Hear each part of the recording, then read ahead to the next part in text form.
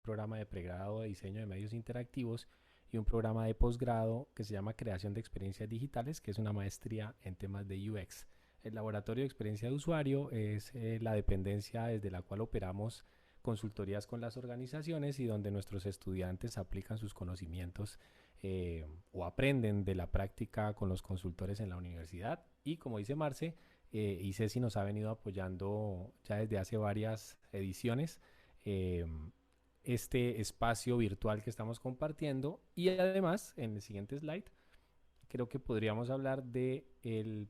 Ah, bueno, eh, de parte de la Universidad ICESI, el programa de pregrado de diseño de medios interactivos y la maestría en creación de experiencias digitales, les queremos contar que a quienes se queden hasta el final de la presentación de hoy y se hayan inscrito en la plataforma hasta antes de las 6:30, donde bajamos la base de datos, van a tener la posibilidad, la oportunidad de ganarse un bono de Amazon.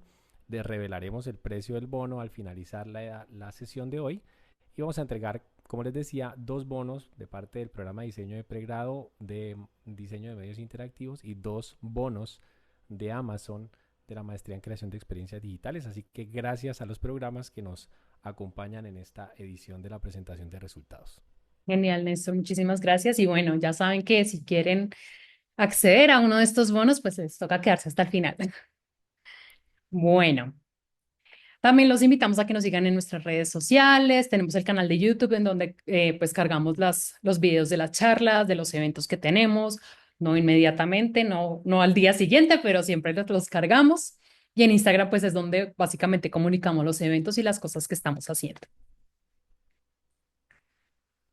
Y pues, si quieren apoyarnos también, pueden grabar o hacer un screenshot de los mejores momentos del momento, de hoy, del evento, y pues taguearnos como @IDF Colombia en Instagram.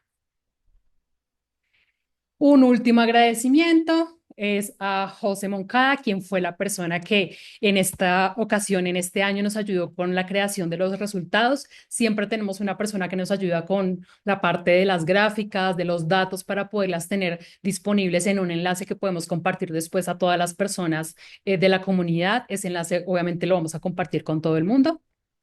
Hoy solamente elegimos algunas de las gráficas más destacadas de los resultados que tenemos, pero van a poder acceder a ese link y ver todos los resultados que unos quieran.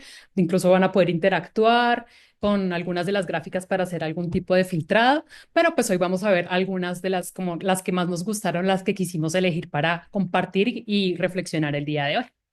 Marce, importante reforzar lo que mencionabas de el aporte voluntario de las personas que conformamos este grupo que está trabajando con el tiempo disponible para pensarse las gráficas, para armar los dashboards. En este caso, José nos ayudó con toda la parte técnica, incluso conceptual del ejercicio, y los líderes que ustedes verán el día de hoy, pues aportan su tiempo y aportan su expertise y su experiencia para que podamos tener información de valor durante el año con los eventos que hacemos, pero sobre todo con esta información que consideramos interesante tanto para las organizaciones como para los profesionales.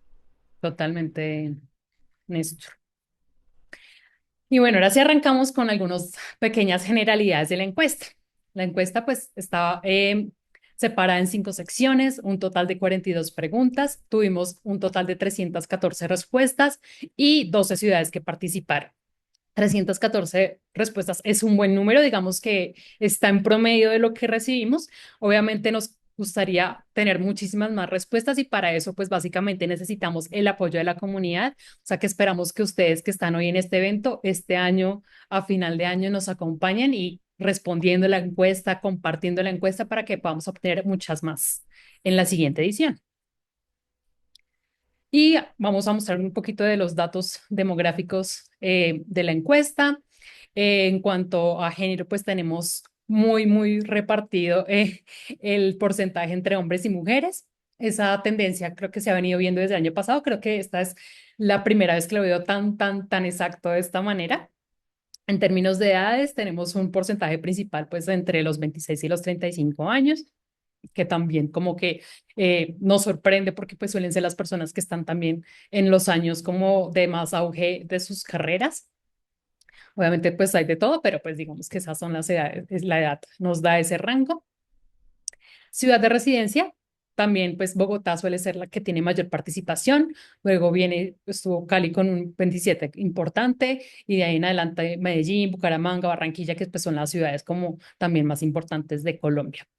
Entonces, para que esos porcentajes suban, sobre todo los porcentajes más allá de Bogotá, pues necesitamos también como de su apoyo para que esto se expanda y podamos saber qué se está haciendo en términos de experiencia de usuario, de todo lo que va relacionado a la industria en otras ciudades más allá de la capital.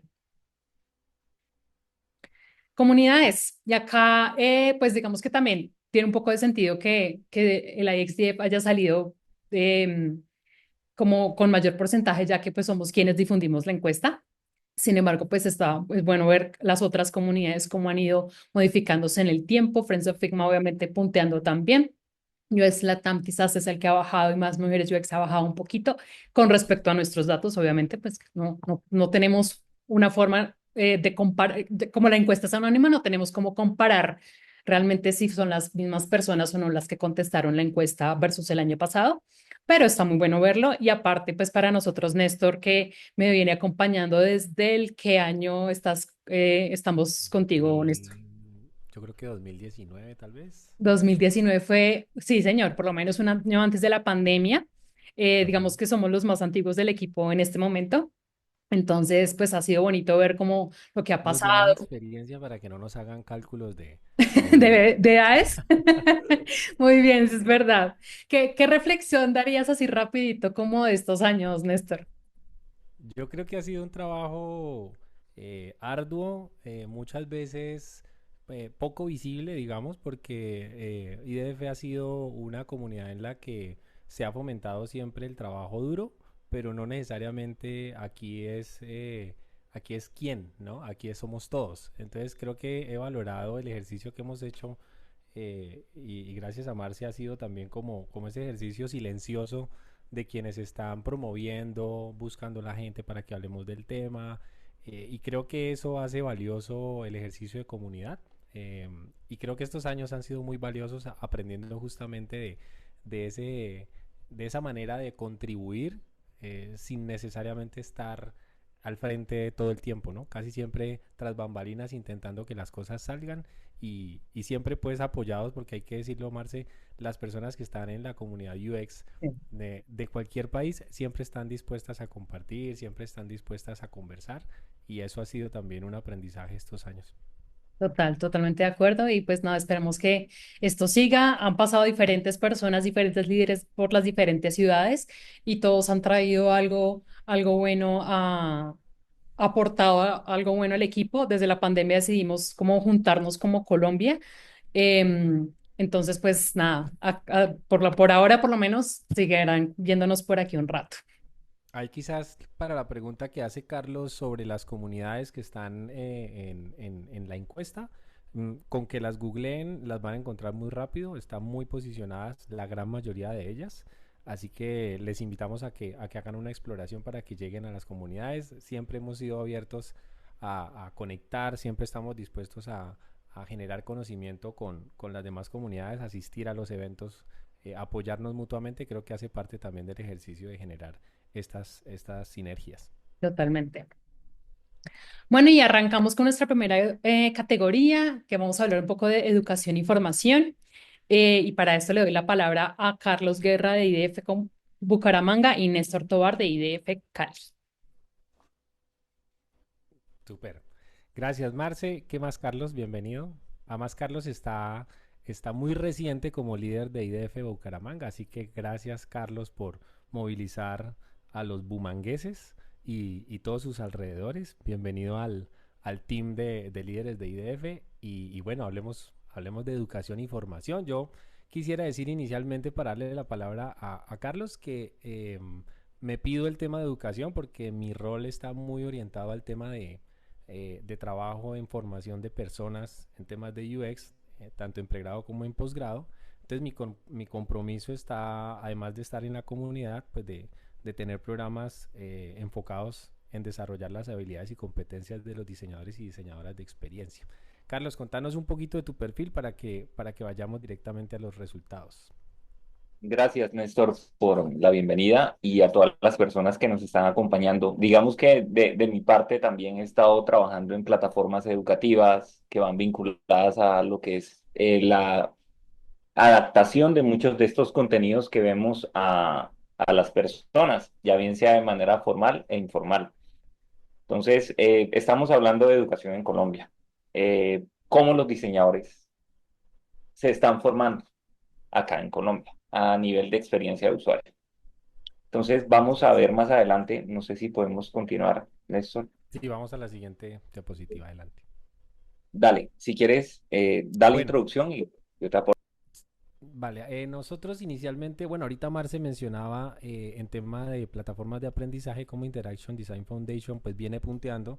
Decíamos internamente y la reflexión, pues evidentemente al ser directamente la comunidad quien comparte esta información, muy posiblemente la información o lo que recolectamos pues se vea influenciada por la participación de las personas. Sin embargo, por muchos años hemos evidenciado en los resultados de la encuesta como Platzi, por ejemplo, empieza a ser una plataforma relevante en la construcción de conocimiento. Y fíjense cómo, y Carlos, cómo va apareciendo Spotify, YouTube, ¿no? Como plataformas de contenido donde se empieza a hablar con especialidad de estos temas, ¿no?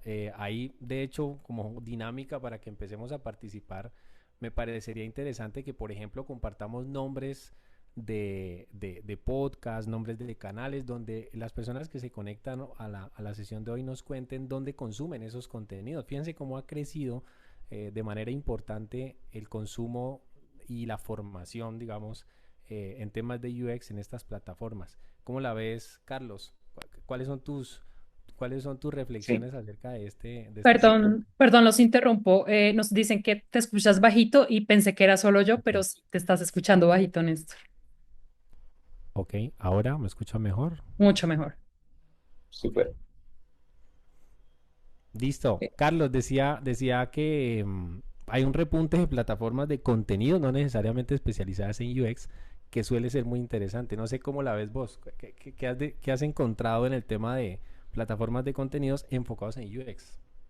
Sí, cada vez se están permeando más los formatos, ¿no? Cada vez ahorita con la generación de nuevos contenidos estamos viendo que se están atravesando los formatos tradicionales, entre comillas, que ya estaban basados en web, en plataformas sólidas, y estamos viendo más generación de contenido en otros escenarios, ¿no? El podcast como elemento primordial y Spotify no ha sido la excepción. Podemos ver innumerables casos y ejemplos en Latinoamérica de podcasts que se están generando cada vez para estas plataformas. YouTube sigue siendo la reina de la mayoría de las plataformas, entendiendo algo, ¿no? Que estos podcasts, Néstor, pueden estar vinculados también incluso en YouTube, ahorita que tiene nuevas formas de subir contenidos, pero las personas cada vez están alimentándose más de contenidos cortos que están ayudando a que pues muchos temas lleguen a más escenarios, ¿no? Sí, y hay una cosa particular y es que han empezado a crecer personas que crean contenidos, no les llamemos influencers, que creo que les baja un poco el estatus, sino más bien profesionales que comparten su experiencia en estas plataformas. Entonces podemos ver cómo, por ejemplo, personas que crean contenidos para TikTok o para Instagram empiezan a crecer como personas que hablan de ciertos temas que podemos aprovechar para las diversas disciplinas. Yo creo que ahí también hay un tema de responsabilidad y es, ojalá que estas personas que están haciendo contenidos estén enfocándose realmente en valor y no solamente en atraer y en crecer con seguidores, ¿no? Yo creo que hay una gran responsabilidad cuando uno se para enfrente a una cámara a decir esto se hace así o esto está mal o esto está bien. Creo que debemos trabajar fuerte en cómo comunicamos, pero también qué tanto de valor estamos transmitiendo allí, si solamente queremos ser virales o si simplemente queremos o si realmente queremos comunicar. Total, Carlos, total, vamos con los Néstor. formatos, adelante. Sí, y justamente acabas de decir, se ve reflejado acá, y es al momento de discernir, es importante que las personas que están en este primer proceso, o los que quieran profundizar, escojan un tema. cuando vayan a estudiarlo y sea el formato más adecuado. Bueno, las personas en cuanto a las formas, los formatos preferidos de aprendizaje se basaron en formatos de cursos, seminarios, conferencias, la mayoría de los casos online, en videos en YouTube, libros, podcasts nuevamente entran a surgir, blogs tipo Medium, de ese tipo también se están consumiendo mucho contenido, y obviamente la educación formal, que creo que este es el fuerte tuyo, Néstor, y puedes explayarte mucho más en este sentido. A su vez, otros formatos como talleres y bootcamp y encuentros. Sí, yo creo que si hiciéramos un análisis de lo que vimos desde 2022 hacia acá, que son apenas un par de años, empieza a verse mayor diversidad en qué se consume y en qué se aprende o se aprende de estos temas, ¿no?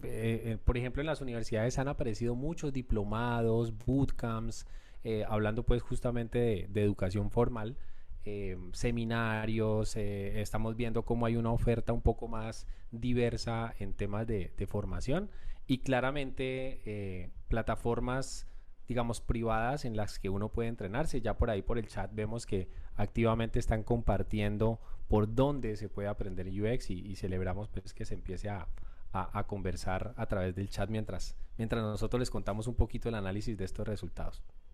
Néstor, hay Oh, una persona en dime. el chat que habla que es egresada del programa de diseño interactivo de la Universidad Jorge Tadeo Lozano. ¿Qué te parece si ahí debaten un poquito como la educación formal versus los formatos? No sé si David, te animas a abrir tu micrófono y contarnos un poquito, tú que sales de un egreso de una educación formal en un programa que, pues no, bueno, ese programa no es tan nuevo que yo sepa, pero pues digamos que es de los pocos quizás como que hay en Colombia, si no me equivoco, Néstor, tú sabrás más que yo. Sí, enfocados en diseño de interacción, yo creo que no somos más de dos o tres programas, entre ellos el de la Universidad Jorge Tadeo Lozano, que si no estoy mal, David, debe tener un par de años quizás, un poco más. Hola, buenas noches a todos. ¿Qué más, David? Sí, el programa actualmente, pues literalmente el año pasado cumplió 10 años. Yo pues 10 soy años recién, cumplió. 10 años, y empecé en 2014 y pues sí, yo soy recién egresado, literal, pues el 19 de marzo pues completé mi formación académica y Ajá. pues sí es como complementar, sí, van de la mano como pues los formatos de plataformas como Platzi o YouTube y podcast con pues el formato académico convencional, ¿sí? Pues al ser como un área tan cambiante, pues sí hay algunas materias que se quedan atrás, pero pues se ha intentado desde la academia que siempre esté en constante evolución. Nosotros vemos class media, videojuegos, UX Research, fundamentos de programación, entonces pues es una carrera bastante buena pues para los interesados. Está en la ciudad de Bogotá, entonces para que le echen una ojeada, pues hay profesores muy talentosos y de verdad vale la pena, pues sí se pueden dar el beneficio pues de inscribirse a una carrera universitaria, que pues estoy consciente que tal vez no, muchos no puedan, pero pues en general ha sido una experiencia bastante fructífera pues tener una carrera tan enfocada a eso. Entonces muchas gracias por darme la palabra. Gracias, David. David menciona algo muy importante antes de pasar aquí a lo más, bueno, justamente hablando de lo más valorado de la oferta educativa, y es que en las universidades tenemos un reto bien importante porque estamos compitiendo directamente hoy por hoy con plataformas que son muy ágiles, ¿cierto? Y ciertamente la educación tradicional, la educación formal, tiende a ser un poquito, por su misma solidez, digamos, y por el mismo ejercicio de discernimiento de los programas y de la manera que estos quedan amarrados, digamos, unos contenidos de otros, pues no somos tan, no podemos girar tan rápido como lo hacen las plataformas hoy por hoy, por ejemplo, grabar contenidos muy rápido y cambiar muy rápido. Y por eso tenemos que cambiar el modelo anterior y creo que la Tadeo, ICES y varias universidades que están como mirando el tema del diseño de la interacción, el diseño de experiencia de usuario, hoy en día las maestrías que tienen que ver con inteligencia artificial aplicada, pues imagínense el nivel de agilidad que debe tener un programa como inteligencia artificial o experiencia de usuario, temas de tecnología, para poder mantenerse a la vanguardia, ¿no? Es difícil, digamos que las universidades están haciendo un esfuerzo importante y miren que, hablando justamente de lo que valora la gente de la oferta educativa, está claramente decantada por los contenidos, ¿no? Es muy común que cuando alguien va a estudiar, lo primero que quiera mirar es el pensum. No sé, Carlos, vos cómo cuando estás mirando qué estudiar, hacia dónde llevar tu, tu crecimiento profesional, ¿qué es lo primero que le buscas a un programa? El roadmap, evidentemente, y la escalabilidad hacia dónde se debería dirigir, ¿no? Que es el caso de la industria. Exacto. Entender que lo quinquenal de pronto esté matando a las universidades, que cambiar el pensum cada 5 años. Sin embargo, existen unas bases que probablemente solo se puedan adquirir en la educación tradicional. No diciendo que en las plataformas no se pueda aprender, pero sí las bases hacen que sea mucho más fácil entender este conocimiento tan ágil, ¿no? El que se presenta a Ujú. nivel de plataformas. Así es. Y fíjate que hablando de eso, las universidades, yo hablo del caso de ICESI, pues porque estoy allí, estamos haciendo cosas que demandan justamente y nos ha puesto el reto que mencionaba antes. Por ejemplo, se crean cursos o materias que tienen un nombre más bien general, ¿no? Y dentro de ese curso lo que hay que hacer es que si a los 6 meses y al próximo semestre el contenido cambió, hacer el cambio de un curso, eso de pronto para las personas que no conocen el mundo de la educación formal, hacer un cambio de un curso, decir que yo voy a dar otra materia distinta en el programa, me demanda hacer un documento entero, hagan de cuenta un plan de, ¿cómo se llama antes? Un plan de negocio enorme, enviarlo al Ministerio de Educación para que el Ministerio de Educación me dé el aval de poder hacer el cambio. Entonces, las universidades, en el afán de poder estar al día con la demanda de la industria, lo que hacemos es poner nombres más bien genéricos y al contenido poderlo actualizar muy rápido. De esa manera, si yo no cambio el nombre, en esencia no estoy generando un cambio abrupto, digamos, en la conceptualización del programa en general y por tanto puedo ser un poco más ágil. Entonces ahí los contenidos, que es una cosa que estamos viendo, es muy importante para las personas, empieza a ser muy fácil de actualizar. Digamos, las personas quieren aprender cosas relevantes, quieren aprender cosas que en la industria pues les sirvan, ¿no? No hay nada más triste que un estudiante le diga, no, yo no aprendí nada en la universidad. Afortunadamente no he tenido esa frase por ahí asustándome, pero es muy importante estar conectados con la industria y poder entregarles contenidos de valor. Néstor, Respecto a la dura, dime, perdón que te adelante. interrumpa. Dos cosas. Aquí preguntan qué duración tienen esas carreras, o sea, son pregrados, son 10 semestres, como me imagino que como la de la TADE, como la que dictan en el ICESI. Y por otro lado, que te siguen escuchando bajito. Entonces, si le puedes subir otro poquito, estaría muy bien. Listo. Los programas de pregrado duran hoy en día 4 años. No sé si la de la Tadeo esté de 5, pero la mayoría de los programas profesionales y de pregrado están durando entre 4 y 5 años. Máximo 5 años, mínimo 4. Y hay unos semestres, un semestre que es de práctica, donde los estudiantes tienen que hacer su práctica profesional. Los programas de posgrado tienen una duración de 2 años y esos pues demandan que tengas un pregrado previo para poder pasar a hacer el posgrado. Este dura año y medio o 2 años. El posgrado que tenemos en UX en ICESI dura año y medio y es completamente virtual. Y seguiré hablando duro para que me escuchen por aquí. Listo. Carlos, Listo, Carlos, sí. hablemos de las temáticas de aprendizaje. Sí, dentro de las temáticas que los UXers más se enfocaron, estuvieron basadas desde el diseño UI, sistemas de diseño, experiencia de usuario, estrategias UX, inteligencia artificial, ya que prácticamente está vigente en casi todos estos escenarios, las interfaces de voz, la accesibilidad, usabilidad, métodos de investigación, diseño de interacción, design ops, visualización de datos, diseño de servicios, gamificación, arquitectura de la información, interacción humano-computadora, psicología cognitiva, estrategias de contenidos, realidad aumentada, realidad virtual e interfaces de voz. además de estos contenidos, Néstor, tener en cuenta que unos pueden estar solapados, ¿no? En cierta forma, sin embargo, pues es una necesidad cuando se hizo la encuesta que se tuvieran muy claros para entender cómo el diseñador los utiliza en su entorno diario, ¿no? Sí, mira que Juan José hace una reflexión interesante. Siento que VR y AR están bastante abajo, son temas en los que se pueden ahondar más. Claramente, y esto nos pasa cada año cuando presentamos los resultados, fíjense que esto es una foto pequeñita. Si lográramos que todos los users y las users participaran, tendríamos una foto más fiel posiblemente a la realidad.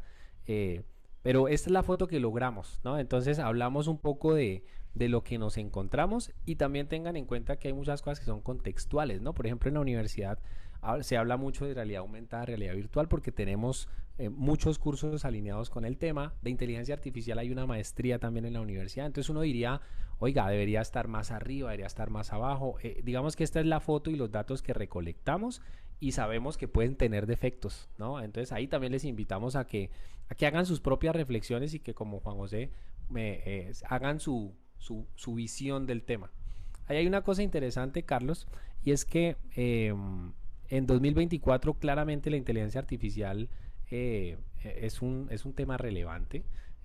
Empieza a sonar mucho como un tema importante en el mundo de experiencia de usuario, pero fíjate que en años anteriores veíamos cómo experiencia de usuario, accesibilidad incluso y la visualización de datos eran predominantes, ¿no? Empiezan como, no empiezan a bajar, diría yo, sino que más bien hay unos que empiezan a brillar más, ¿no? En este caso, pues claramente la inteligencia artificial, estaremos hablando de diseño cuántico posiblemente ahora que se está hablando tanto de computación cuántica, en algún momento estaremos hablando de temas de diseño pensando en este tipo de tecnologías y, y, muy seguramente va a crecer el tema de los agentes en temas de UX, ¿no? Hay un tema que está Sí, emergiendo que es el diseño de experiencia para agentes de IA, ¿no? Entonces ahora tenemos que pensarnos la experiencia del agente de IA, cómo le vamos a proporcionar la información para que nos pueda resolver o nos ayude a resolver los problemas o le ayude al usuario o usuarias a tomar o a resolver, perdón, el problema.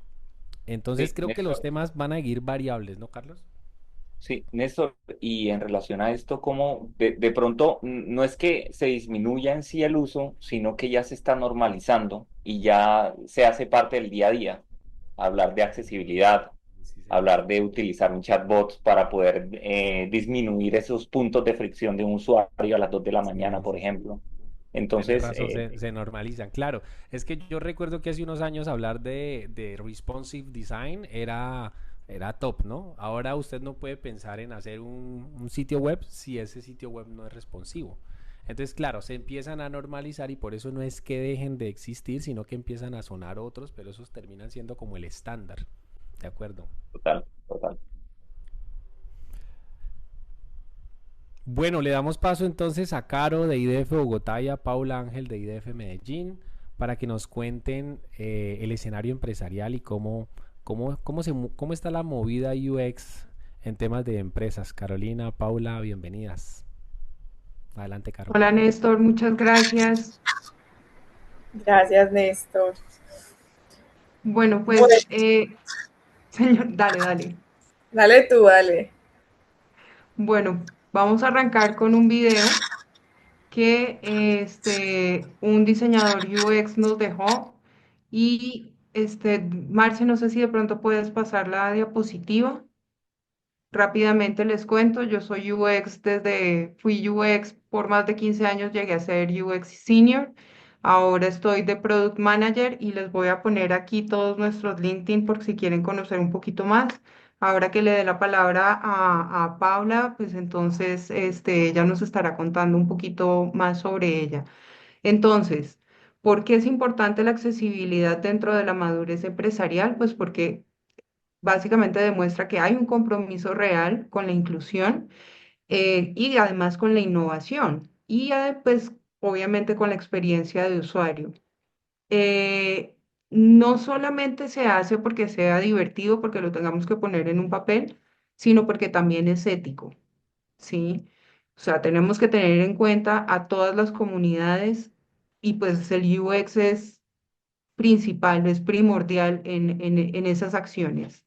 Entonces, Marce, si quieres darle play, aquí les vamos a poner un video de Daniel Puerta de IMEX, es una empresa de TechMed, de MedTech, y bueno, dale.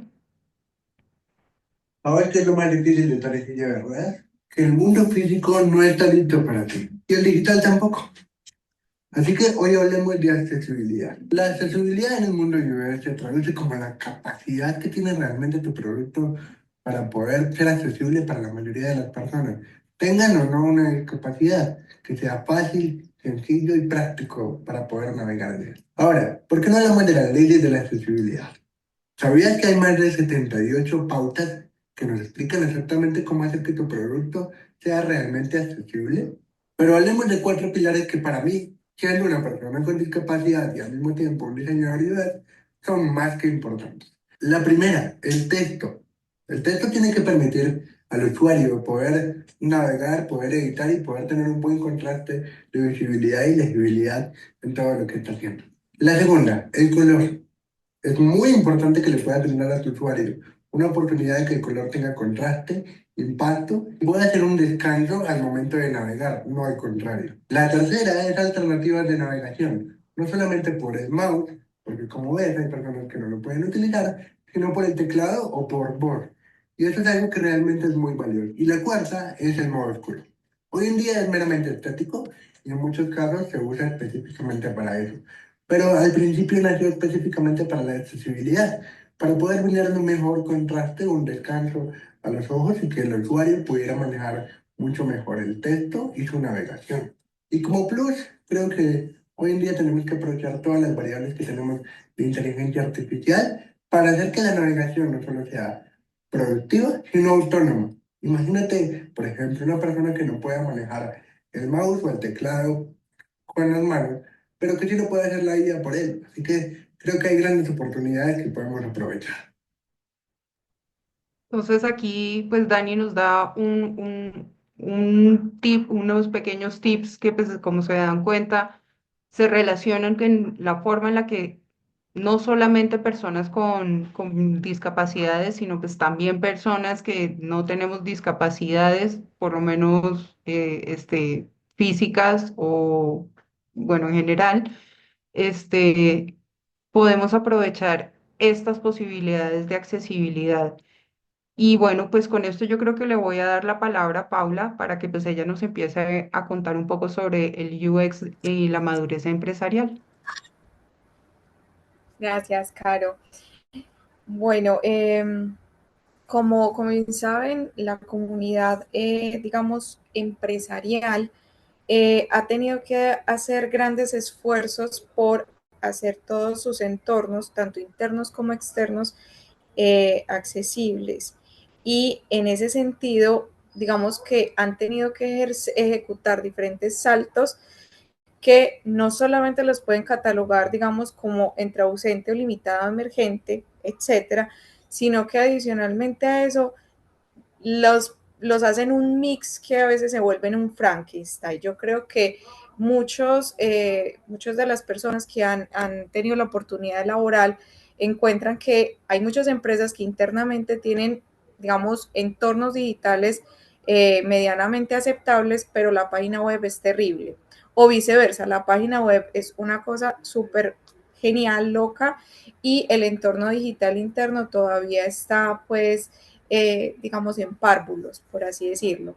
Entonces, un poco de la madurez digital, pues, y esto es sacado del grupo NIN, es que justamente hay 6 niveles para categorizarte, pero esos 6 niveles no significa que tu organización o el entorno que tú frecuentas esté simplemente en este, sino que puede tener una combinación de estos si no se han dado cuenta, que es lo que justamente muchas organizaciones y empresas sufren cuando se encuentran con una auditoría de accesibilidad o una auditoría a nivel general de cómo está el estado de su experiencia de usuario. Y lo que se pueden encontrar es que hay cosas, hay pinitos que se están realizando, pero que el trabajo a nivel de experiencia de usuario va mucho más allá de lo que las mismas organizaciones consideraban. Entonces, si quieres, le das a la próxima. Le voy a dar a esta pues como un breve como introducción y luego te doy la palabra a ti, Caro. Y básicamente, justo lo que les estaba mencionando es que el 37% de esta madurez empresarial dicen que están en un nivel emergente. ¿Qué consideran ustedes un nivel emergente? Es un nivel de entendimiento básico de las necesidades que están haciendo realmente un plan para poder abarcar grandes cosas.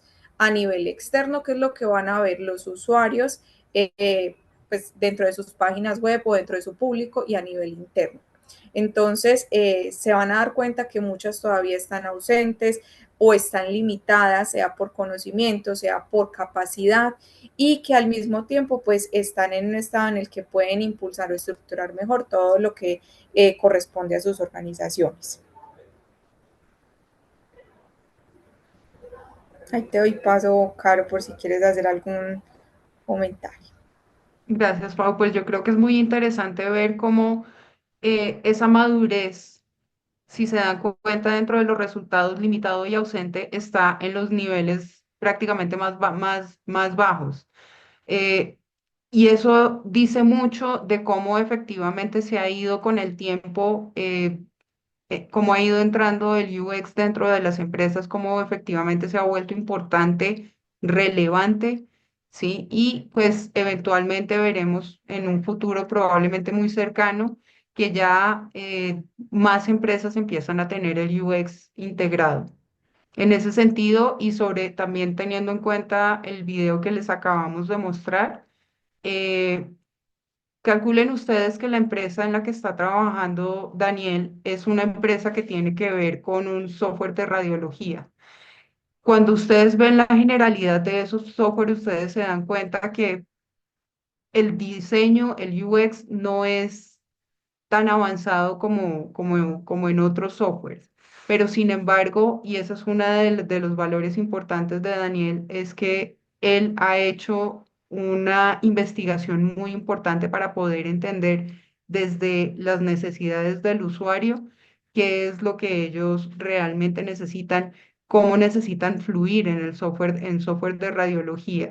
Y eso efectivamente, pues ahí nos está demostrando que es una empresa que efectivamente empieza a tener integrado el UX a las necesidades del mismo negocio.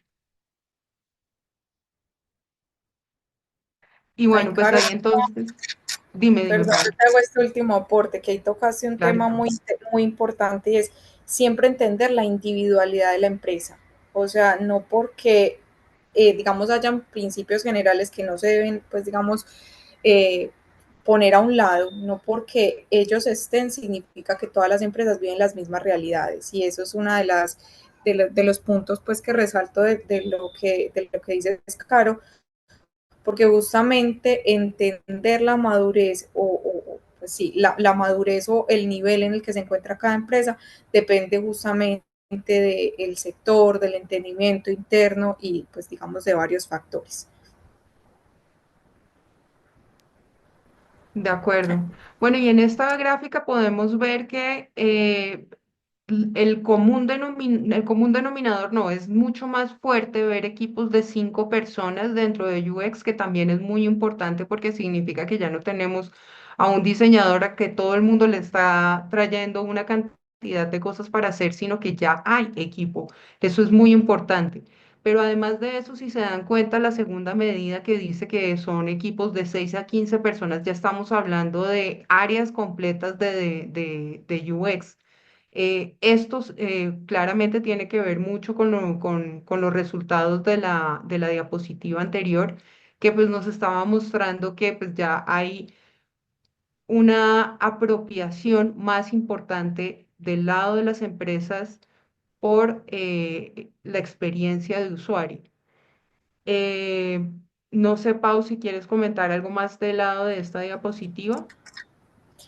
Pues digamos que es muy coherente con lo que yo creo que se vive hoy en día en el mercado laboral, y es que hay de 1 a 5 personas son las que no solamente diseñan entornos digitales, sino que también hay como un mix collage hay de personas que también entran de diseño gráfico o inclusive los categorizan dentro del mismo equipo de trabajo a los desarrolladores que trabajan cercanamente como a todo lo que es el desarrollo de experiencia de usuario.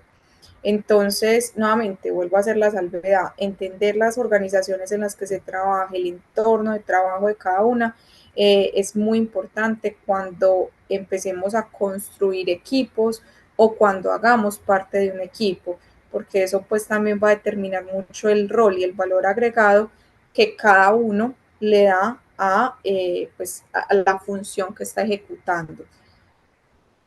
De acuerdo, y en ese sentido quiero hacer un pequeño apunte también, y es una pregunta que hacía Cristian hace un momento en el chat, una que tenía que ver con, más que una pregunta, era un comentario que tenía que ver con cómo no, qué se debería estudiar, en dónde se puede conseguir como un guión, pues, o cómo hacer el guión para poder saber para dónde agarrar, ¿no? Entonces, por ahí yo le decía como, pues por una parte revisar qué es lo que están solicitando las empresas, pero por otra parte, en qué te quieres especializar es muy importante. Entonces, hacer como un mix de esas dos cosas, porque como estaba diciendo Pau, la gente que llega a los equipos de UX viene de muchas partes, se tienen incluso diseñadores industriales, he visto abogados dentro de equipos de UX, ¿sí? Entonces ¿qué es lo que quieres cubrir? ¿Para dónde quieres ir? Y pues también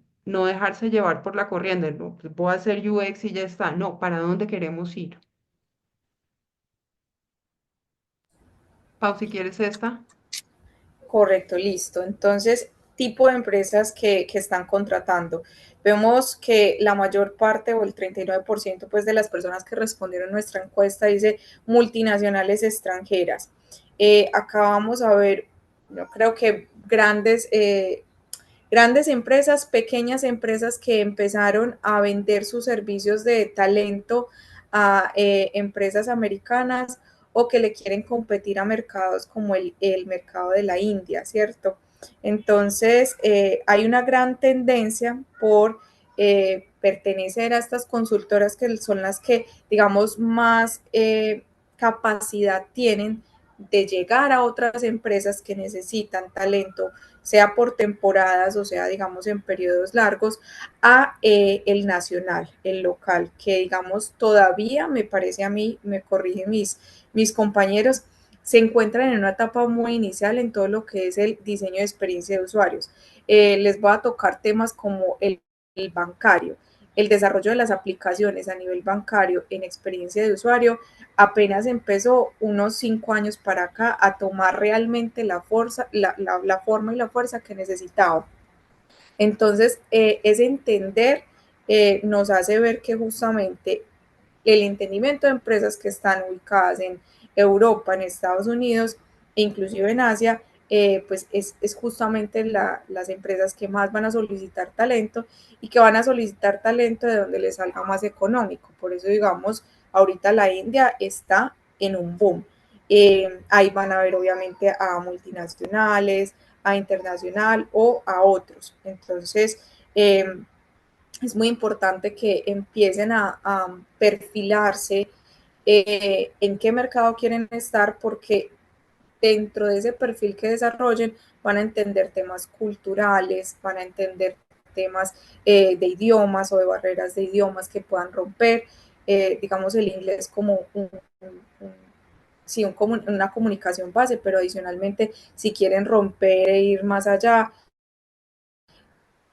y estamos hablando de Latinoamérica, un portugués, o si están hablando en Europa de un alemán,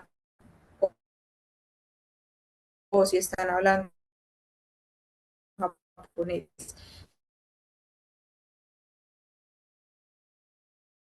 Tenemos, Ahí como que les debo también esa que está contratando, sino al que nos vamos a proyectar 20 años.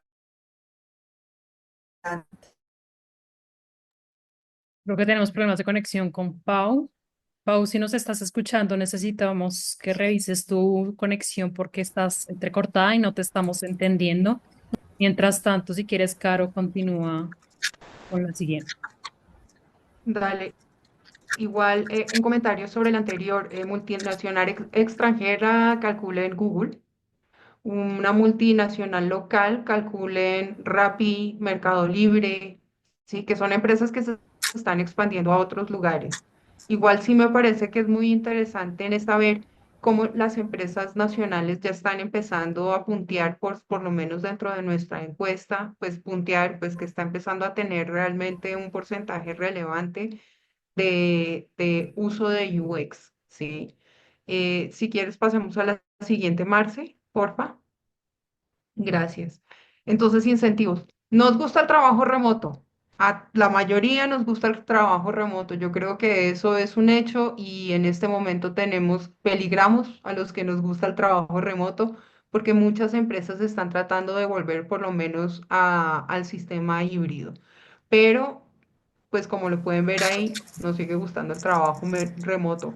Otros incentivos que obviamente nos interesan mucho es acceso a cursos, a formación, porque cuando uno en una empresa no va a estar normalmente, pues por lo general no va a estar toda la vida, uno va a estar saltando a otras empresas y además tiene que ver también como con la esencia de uno, ¿verdad? O sea, que uno tenga la posibilidad de seguir creciendo como profesional.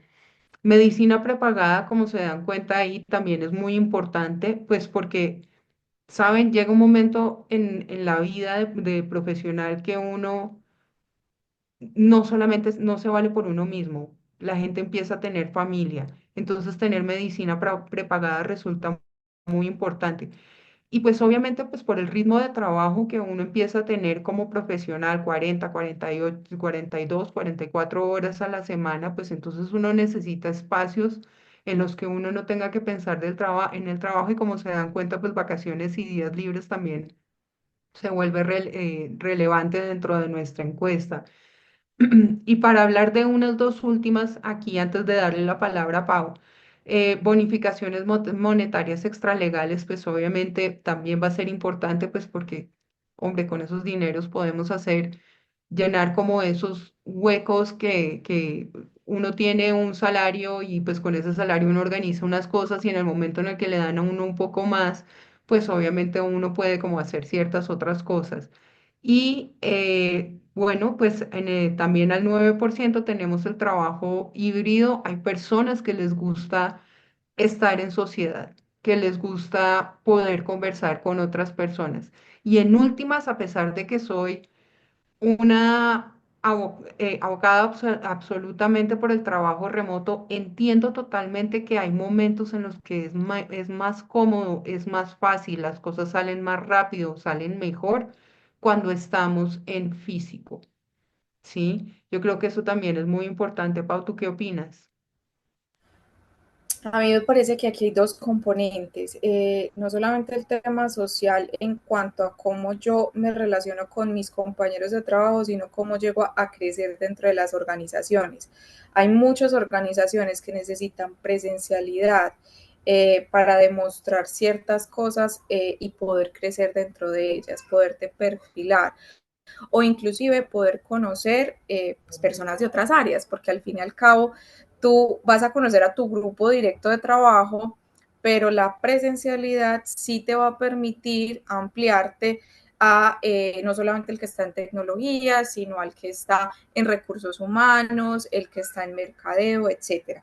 Entonces, es muy importante entender el tema del beneficio de ser híbrido como también un tema estratégico que utilizan muchas personas, no solamente para, pues, digamos, como colombianos, para hacer su grupo social, sino también para un perfil de crecimiento profesional. Y en Y de ese esa misma forma también un tema mental, pues de cómo me comunico, cómo sigo hablándole a mis compañeros, porque creo yo, o no sé si te pasa a ti, Caro, pero a mí me pasa que uno se vuelve muy pam, pam, vino, vino. Antes como colombiano, hola, ¿cómo estás? ¿Qué has hecho? ¿Cómo a tu familia? No sé qué. Y ya después veo, hola, ¿qué más bien? Ah, listo, te necesito para tal cosa, o se te olvidó tal otra. Te volves muy pragmático. Entonces, también es es verdad. importante como ver esas partes. Es verdad. Hay un comentario que hay aquí en el chat que dice que, y también mencionan que los juniors o los que tenemos nuestra primera experiencia sí recomiendan mucho trabajo presencial. Y David, sí es muy importante porque finalmente vas a poder nutrirte de todo, de todas las experiencias que ya otras personas han vivido. Eh, dale, Pau, con esta. Listo, perfecto. Cambio laboral. Acá digamos que hay una tasa alta en temas de cambios laborales en los últimos 2 años. De las personas que respondieron nuestras encuestas, digamos que han habido más de la mitad que ha cambiado de trabajo por múltiples razones. El primer punto ha sido mejor oportunidad laboral o de pago. Digamos que siempre vamos a hacer cambios por, diría yo, 3 razones. O por temas de ubicación, que me queda mejor por mi cercanía, tema familiar, tema personal, por tema salarial, y ahí digamos que puede no importarte el rango en el que te pongan, porque muchas veces el seniority en otras empresas, creo que esto es inclusive algo que conversamos con Marce, no lo ranquinan igual en la que tú estás, pero te pagan mejor, entonces puede no importante. Pues por un factor personal de que ya no encuentro crecimiento donde estoy, sea una startup, sea una empresa pequeña, y busco nuevos horizontes, ¿cierto? Entonces, hay muchas razones para el cambio laboral. Creería yo que se ha vuelto un mito el tema de que si cambias mucho de trabajo eres un mal trabajador. Creo yo que ahorita con el tema de la globalización, con la necesidad de las empresas a tener tantos freelance, es un tema más de cómo lo utilizas tú dentro de tu rol, dentro de tu perfil profesional, obviamente, y dentro de cómo te quieres desempeñar en el largo plazo. Pero sí se hace muy interesante el deseo de permanecer y el deseo de conocer. Y acá hago ese paréntesis porque cuando yo cambio de trabajo es generalmente por una necesidad económica, es decir, me pagan más, o porque quiero conocer más de lo que me están dando aquí y voy a explorar, voy a crecer, voy a salir de mi zona de confort. Entonces, importante que como profesionales entendamos que no todo cambio es malo, pero que para todo cambio hay un acondicionamiento que se tiene que generar, y que por eso digamos que entiendo yo esta necesidad de cambio tan alta que se está dando dentro de lo que realizamos en nuestra encuesta.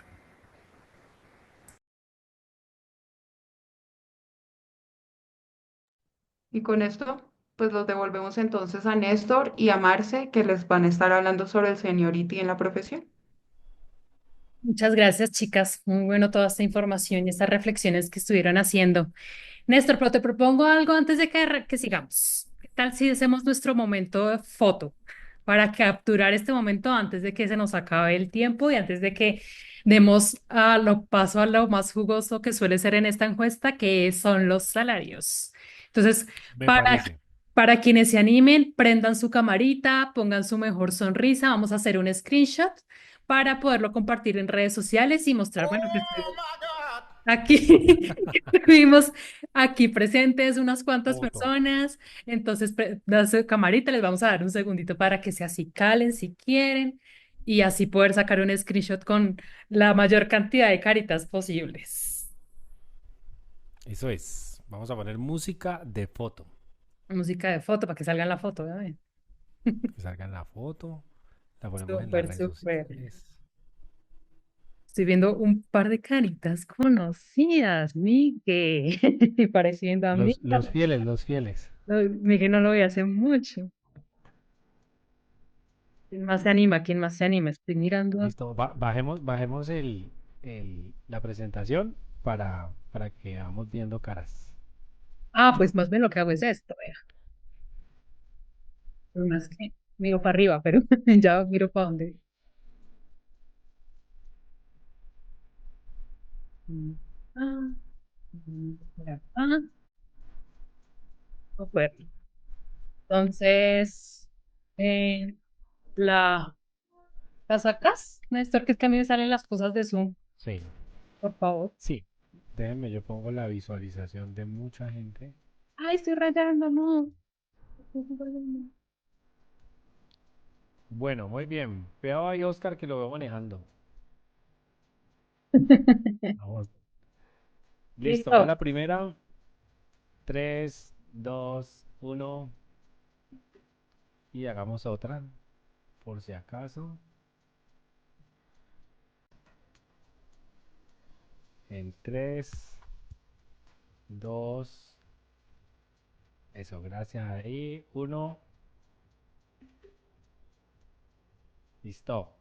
Creo que Súper. estamos. Muchas gracias a todas las personitas que ahí se animaron ahí a prender su cámara. Muy bien, muy bien. Déjenme, me organizo aquí otra vez. Perfecto. Entonces, seniority en la profesión. Bueno, le llamamos así a esta categoría porque hablamos un poquito justamente como de los años de experiencia, salarios, por ahí rayé la pantalla, pero bueno, se va a quedar ahí por ahora. Arranquemos. De Salario una. mensual. Salario mensual. Eso significa que las personas al final del 2024 cerraron con este rango salarial. ¿Cómo lo ves, Néstor?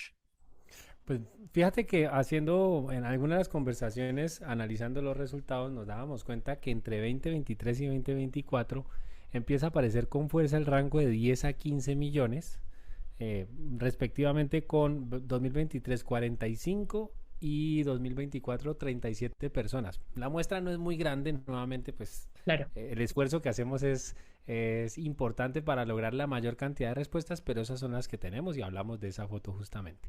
En Y 2024 hubo 20 personas que reportaron salarios, Marce, superiores a 20 millones, que Y es no que ahí es quería un... hacer un comentario. Ajá, Justamente ajá. el año pasado decidimos abrir esa parte, porque si te acuerdas, el 2023 preguntábamos más de 10 y para esta encuesta dijimos, repartámoslo, o sea, abramos más esa parte, ese rango, Ujú, para saber si es que, como, qué pasa de ahí en adelante, porque lo teníamos más de 10 pero ¿cuánto es más de 10? Entonces, abrimos y encontramos esto que estamos viendo. ujú.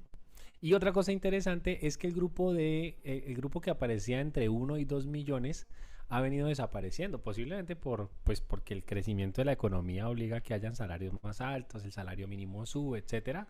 Pero por ejemplo, de 2020 a 2024 teníamos 32 en 2020 y en 2014 teníamos o tuvimos 14 personas, perdón, 14 personas que reportaron salario entre 1 y 2 millones.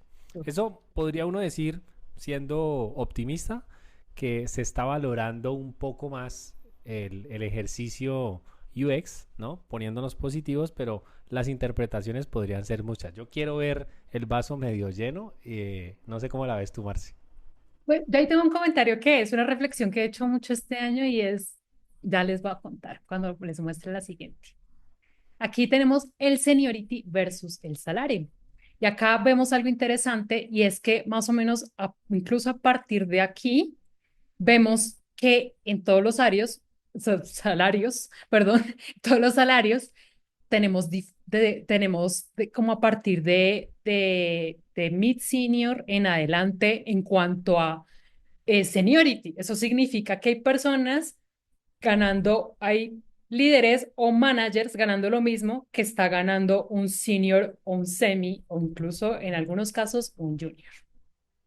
Sí, y nuevamente ahí pueden haber muchos escenarios, ¿no? Porque uno podría decir, claro, es que un senior en una organización donde el seniority para llegar a senior tiene 5 o 6 niveles versus una organización quizás un poco más pequeña, menos madura en temas de UX, pues de pronto hace que el senior pase a ser senior cuando les llegó un junior. Ah, bueno, como ya usted tiene, vamos a decir, 6 meses de experiencia y tenemos ahora otra persona que nos va a ayudar en diseño, pues entonces usted haga las de senior, ¿no? Le vamos a decir que usted es el senior y el nuevo o la nueva la vamos a poner en junior. Entonces muchas personas podrían percibir crecimiento en su seniority más por decisiones de las organizaciones que realmente por lo que consideramos el seniority, que es la experiencia, el expertise que van logrando, el manejo de equipo y esos factores que hacen que los profesionales que tengan estos roles un poco más, vamos a decir, con más responsabilidades por debajo, pues empiecen a crecer no necesariamente hacia ese lado. Y hay algo que dijo, que mencionó Pau, que justamente era algo que hablábamos con ella, y es que la forma de categorizar o de escalafonar a las personas según su seniority cambia de una empresa a otra.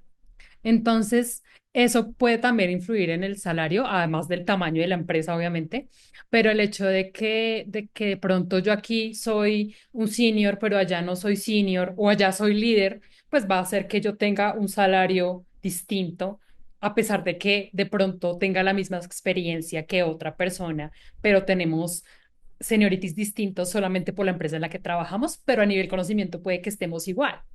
Y eso es una conversación que yo creo que hemos venido teniendo desde que yo empecé en el IDF como líder de Bogotá, que fue en el 2017, que siempre hablábamos como de cómo hacemos para estandarizar esto, cómo hacemos, incluso se habló en algún momento de hacer una fundación o algo así como de diseño en Colombia para poder como generar ciertos patrones o ciertos estándares sobre los que todo el mundo se rigiera para que eso estuviera parejo. Sin embargo, eso realmente es muy difícil porque como el liderazgo es algo que se construye, pues para cada empresa sus necesidades internas serán distintas, su presupuesto será distinto, o sea, se influyen muchos factores y es Exacto. por eso que no necesariamente en lo que yo, el seniority que tengo acá no es el mismo que tengo en otra empresa. Así es, así es. Además sé que hay que decir que hay empresas que tienen, como mencionaba, varios digamos que aquí tenemos los más comunes posiblemente, Marce, el senior, el junior, el mid, el director, etcétera, pero entre esos hay organizaciones que tienen 3, 4 niveles intermedios. Entonces, claro, el ascenso puede ser un poquito más lento.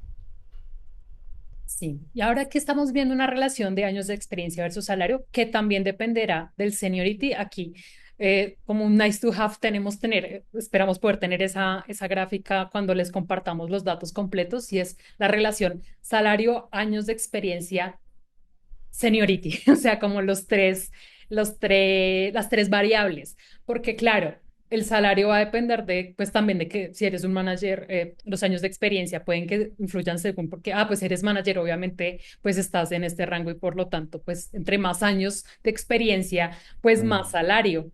Pero también vemos casos, y esto es algo como que una conversación que es muy polémica y lo hablábamos con Néstor para preguntarle a la gente, siempre esto es súper polémico y ¿es posible ser senior en un año? O sea, yo podría volverme un senior en un año, o sea, pasar como de junior a senior en un año, ¿eso es posible? Hay gente que está completamente en contra, hay gente que dice sí, obvio que sí, ¿por qué no? ¿Tú qué opinas? Contesten en el chat. ¿Qué opinan ustedes? Queremos escuchar opiniones, queremos escuchar aquí, queremos ver arder el mundo, ver el mundo arder, es que se dice. Ahí Porque, también, Marce, y mientras nos van dando respuestas, esta gráfica uno la siente muy natural, ¿no? Como tú mencionas, pues se supone que si yo gano más experiencia, si tengo más tiempo en el mercado, pues empiezo a ganar más. Y noten cómo se ve la escala perfectamente con algunas variaciones, digamos, no anomalías graves, pero miren cómo va subiendo y, por ejemplo, profesionales con más de 10 años de experiencia están en un rango salarial, sobre todo de más de 20 millones, ¿no? La gran masa de ese tipo de profesionales está en ese. Ahora, nuevamente, de la muestra que hicimos, ¿no? claro, total. Es la interpretación que tenemos de la información que tenemos. Y si se dan cuenta, el, el, espérate, es que aquí no tengo el total, tenemos solo la partición. Claro, porque habría que ver, pareciera que la mayoría están aquí los que contestaron, pero no, así como está la gráfica, no puedo ver los totales. Espérate porque ya empezaron los comentarios. Por acá Sí, dice Carlos, considero que se puede tener conocimiento, pero los senior va más de la mano con la experiencia y la forma como se aborden los requerimientos. O David dice, David dice, dale, pues yo le pongo voz a David. Pues dale. puede, pero solo por título. Y se ríe a carcajadas. Si la experiencia es necesaria y toca, si la experiencia es necesaria, sí, la experiencia es necesaria y tocaría evaluar qué tipo de experiencia, uy, se me fue, perdón, tipo de experiencia, para mí no es posible. No, no la ve posible, David. Y Miguel nos dice, uy, no, puede ser muy talentoso técnicamente, pero en un momento de presión se revienta por falta de canchas.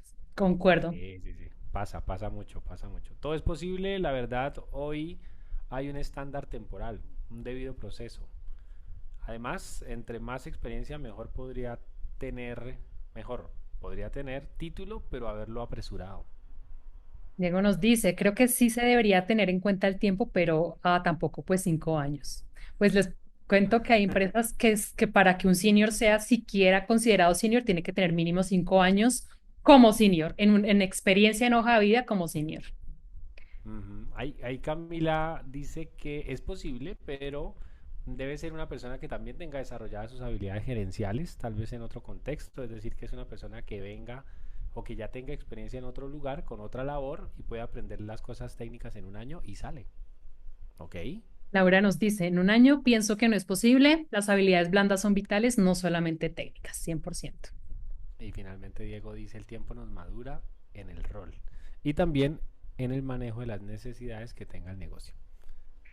Creo que Totalmente. hay un común denominador, Marce, y es que esa madurez del profesional se ve muy en actividades más estratégicas que técnicas, ¿no? Notas como el tema técnico, como menciona ahí Cami, se logra, ¿no? Usted aprende Figma viendo tutoriales perfectamente, pero un tema de tener personas a cargo, de tener un pensamiento estratégico es clave y esas habilidades no se ganan viendo un cursito en internet, ¿no? Y aparte es Quizás la cuestión de, experiencia, la exactamente. exposición, Es exacto. cuestión de tener haber tenido la posibilidad de estar en diferentes escenarios que te permitan adquirir diferentes habilidades. Porque tú puedes durar 20 años y decir, tu hoja de vida tiene 20 años de experiencia, pero si por eso durante 20 años hiciste lo mismo, pues seguirás siendo un junior toda tu vida porque nunca hiciste algo diferente, porque durante 20 años siempre hiciste lo mismo. Entonces tú puedes decir, yo tengo 20 años de experiencia, pero ¿qué hiciste en esos 20 años? Y en un año Sí. yo soy team, no es posible, porque justamente porque con todas las habilidades que se requieren para que un senior sea senior, que va muchísimo más allá de las técnicas, a menos que tú tuvieras, no sé, 10 proyectos distintos en el año en donde tuvieras una inmersión impresionante. Estoy dando ejemplo abierto, pero a lo que me refiero es a que solamente los distintos escenarios, diferentes tamaños de empresa, diferentes experiencias son los que te dan diferentes skills. Cuando uno entra en un proceso como de zona de confort en donde, esto ya lo tengo claro, y te mueven para otro lado y te mueven el piso, ahí es donde te das cuenta de, todavía me falta esto, me falta esto, me falta esto. Y si no lo Ujú. vives, pues no hay forma de no hay forma de que desarrolles la habilidad. Sí, y uno, no sé si, no sé cómo veas esta reflexión, Marce, pero ¿cuántas de las personas que están en ese rango salarial de más de 20 millones, que tienen experiencia de más de 10 años, estarán operando directamente el Figma de ese producto digital? ¿Sí? Seguramente están detrás de los que usan el Figma, ayudándoles a pensar cuál es la Claro, estrategia. ¿De también. acuerdo? Ujú. Súper. Y por aquí nos dice Miguel, el career path es clave y desarrollarlo por el camino que le interese a cada profesional. Seguir en la parte técnica como un subject matter expert o te vuelcas a una carrera gerencial. Claro, también es qué quieres, ¿no? Para hacia dónde quieres crecer. Y por acá estamos viendo, uy, nos fue una setica ahí. Y por acá estamos viendo, nosotros preguntamos un poco sobre métodos de investigación porque se habla mucho de hacer experiencia de usuario, ¿cierto? Pero muchas veces se sabe que si no va de la mano con hablar con los usuarios, pues, ¿qué tan experiencia de usuario es, no? Si realmente, si no estás Ajá. yendo con los usuarios, ¿cómo puedes decir que estás haciendo experiencia de usuario? Me acuerdo que en un año hicimos esa relación en versus... tengo tantos años, soy senior, no sé qué, qué procesos haces, porque puede que no los haga yo, pero puede que mi empresa sí se hagan, y es como, no hacemos métodos de investigación, no se hacen en la empresa, y es como, pues, entonces, porque, como, cierto, como que es contradictorio decir que hago experiencia de usuario, que diseño experiencias, si en mi empresa, si no sea yo, no se habla con los usuarios. Sí, es más común de lo que uno piensa que en las organizaciones con un nivel de madurez bajo, pues como para ser muy puntuales, queremos hacer, dicen, experiencia de usuario, productos digitales que pongan al usuario en el centro, pero no tenemos tiempo para investigar. Queremos es ir a lo técnico, ¿no?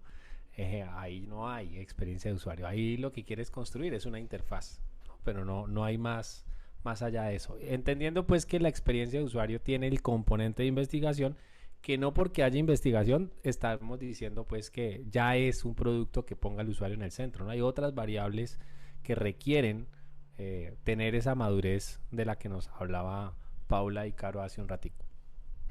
Tenemos un par de comentarios más en el chat. Sí, en relación justamente al tema del seniority, Cristian pone allí un caso y dice que un principiante respondería para arrancar un proyecto que qué color y qué tipografías tiene que usar o definiría como primera medida eso, mientras que si es alguien que tiene experiencia va a preguntar qué es lo que se quiere comunicar o le agregaría yo cuál es el problema por resolver. Total. Y bueno, entonces aquí mirando métodos de investigación están los test de usabilidad, los journey maps como los principales, al menos en esta encuesta. Y mira que, por ejemplo, salió prototipado con Large Language Models, que es básicamente inteligencia artificial. Entonces estaba bueno, pero fue menos del 1%, fue el 0,1%. Entonces eso no es muy representativo. Quizás hubiéramos esperado un poquito más, pero pues digamos que se mantienen los artefactos, pues como casi de siempre, el user persona, los mapas de empatía, los service blueprints y pues los test de usabilidad como el principal. En cuanto al Y la tiempo, otra cosa, dale. perdón, dale.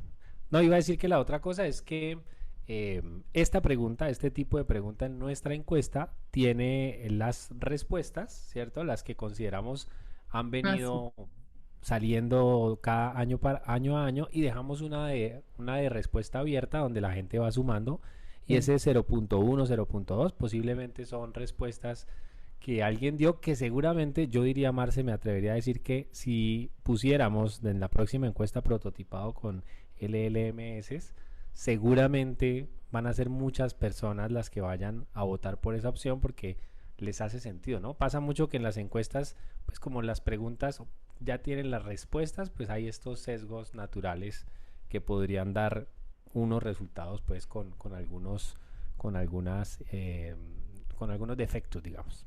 Yo no estoy tan de acuerdo ahí porque finalmente si tú lo usas, pues lo pones. O sea, ¿qué pasa aquí? ¿A qué se refiere en esto? Que nuestras preguntas, nosotros pues para facilitar o para poder que es la entrevista, la encuesta sea lo más rápida de contestar y la gente no de pronto abandone y diga, uy, no, esto está muy largo, no lo voy a contestar, pues ponemos como opción múltiple, o, ¿cierto? Para que las personas, como que lo más típico, pero siempre dejamos opción para que la persona agregue, si no ve dentro de lo que usa en su diario vivir, no ve la opción, pues puede agregarla manualmente, que es lo que dice acá.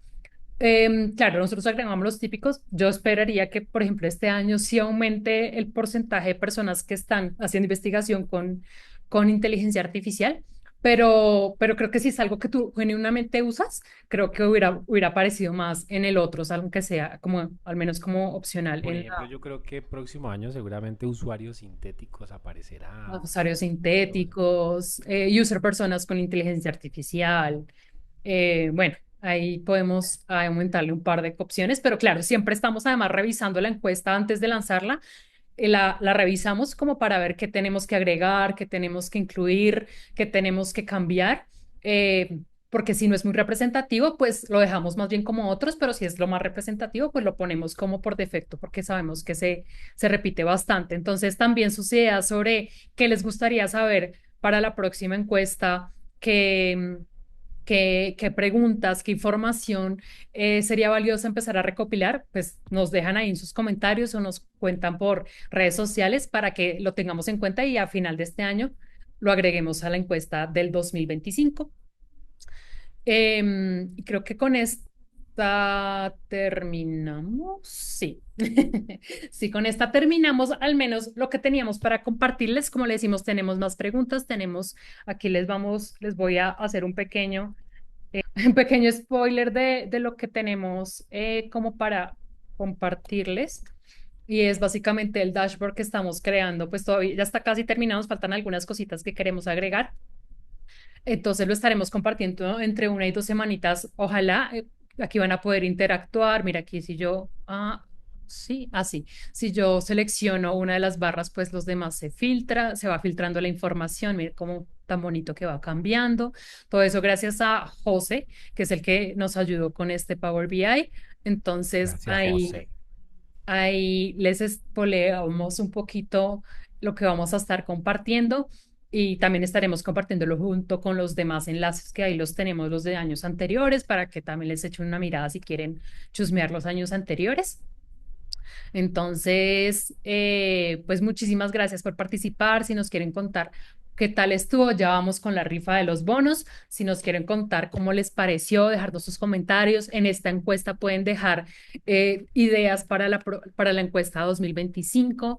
Entonces ahí les motivamos a que se, a que la respondan y nos colaboren, que es la mejor forma que nosotros tenemos para poder mantener estos eventos y saber qué quiere la comunidad.